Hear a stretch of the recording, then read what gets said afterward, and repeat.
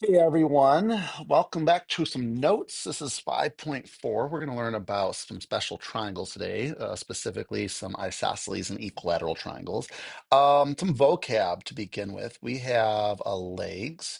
So technically, if we have like an isosceles triangle, so this is isosceles.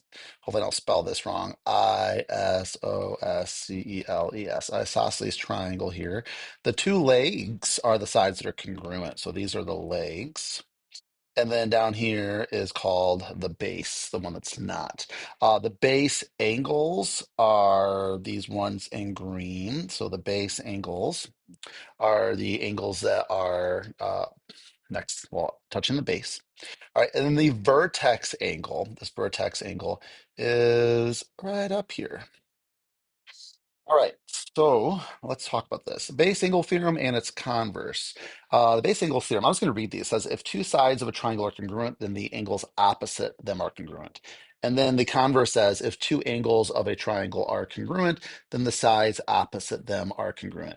How I like to look at this base angle theorem is if I see an isosceles triangle, then those base angles that are opposite the legs are congruent. And the converse says, hey, if we have these two angles that are congruent, the sides opposite are, which means if I see the base angles are congruent or any two, basically means I have an isosceles triangle. Okay, so we have the base angle theorem and we have its converse. This deals with specifically isosceles triangles. Then we have the corollaries. The corollaries are the first one is if a triangle is equilateral, then it's equiangular. Its converse says if a triangle is equiangular, then it is equilateral. Really quick to note is when you have an equiangular triangle, every single angle is worth 60 degrees because if they're all congruent, 60 plus 60 plus 60 using the triangle sum theorem equals 180. So that's guaranteed always 60 degrees. So if you see that in a diagram, you just put that 60 in there. That's a shortcut. All right, let's go through some practice problems. We're only going to do one proof in these notes today as well. So let's go to these. I want to complete the statement based on the diagram and what we have in the picture here. So it says if NJ, and I'm going to do some highlighting and then erasing. If NJ, I shall just mark it. NJ, which is right down here, is congruent to NM. What angles are congruent? And again, I want to look at it's making this triangle right here. So if those are the legs, that means I'm going to have angle NJK. So NJK, this angle is going to be congruent to NMJ. I'm using three letters because I could use a single letter for angles J and M, but all the other angles in this diagram, I'm going to have to use three letters. So I'm just going to get in the habit of writing three now, just so I don't confuse anybody. All right.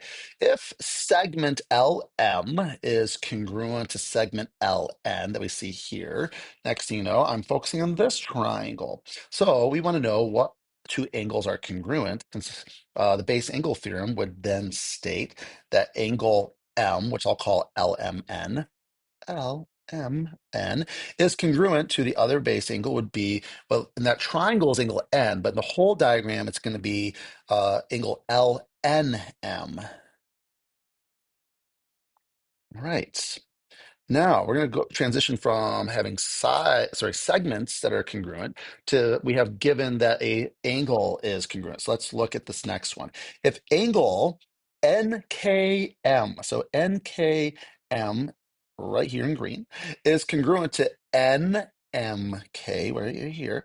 First, I want to figure out which triangle am I looking at here. I'm looking at the triangle with these three sides now. What does this state? The converse of the base angle theorem says if those are base angles and they're congruent, now we know that the sides are congruent, which would be sides MN and then KN. Here we go. I'm going to go ahead and erase that now. So I'm the last one. Uh, we have angle LJN down here. And then angle LNJ right here. So that means we're looking at this triangle here in yellow. So those are the base angles. So the sides opposite would be LN and LJ. LN. Oops, if I can actually write that LN and then LJ, those segments are going to be congruent as well. All right, next page. Finding the values of x. So first thing you want to do is you need to think of what type of triangle do we see here. Since I see three angles that are congruent, that means this is an equilateral triangle and equiangular triangle. Okay, because they're the same as we just saw with those corollaries, which means the side lengths are congruent. So x is just 31. Super easy on that one. Number six, because all three sides are congruent, that means all three angles are congruent because it's equiangular and equilateral.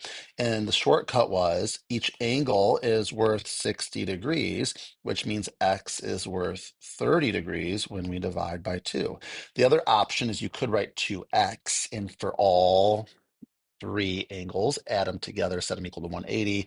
It's just a little bit more work. All right, let's look at number 7. I like this because there's a little bit more involved here. First of all, I see a right angle here at the bottom left of this shape. And then I have some other stuff. So I see a triangle here in the bottom right that's equilateral, which means all the sides are the same, which means all the angles are going to be 60. So that may or may not help me. But let's just see really quick. If I know that all the angles here are 60, I might put that in here. And the reason why that might help me is my angle addition postulate would say, hey, these two angles with a 60 and this little sliver I'm pointing out with the red triangle, my angle addition postulate would say these are complementary. They're going to add to 90. So this missing angle right here is going to be 30 degrees because 60 plus 30 is 90.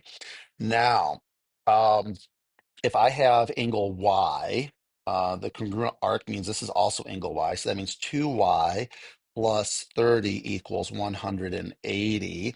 So that's going to give me 2y equals 150. So y is 75.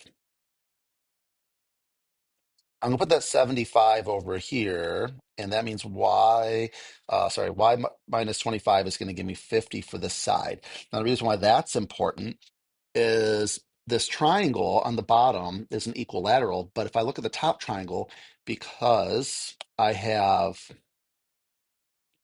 these two angles are congruent, that means they're like base angles. So this triangle would be like an isosceles. So here's one leg, which means I have another congruent side here. Now notice X is the side with one mark. 50 is the side with one congruent mark here. So X is worth 50. There we go. All right, let's look at number 8. Another good one here. I'm looking at the top triangle first. I only see one variable there. And I also see that it's an isosceles triangle because I have two sides that are congruent.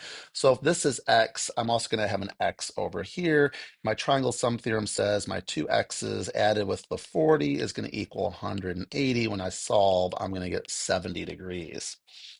All right, so x is worth 70 degrees here. So I'm going to replace this here at the bottom as 70 minus y. What I see here is an equilateral triangle, so all the sides are equal.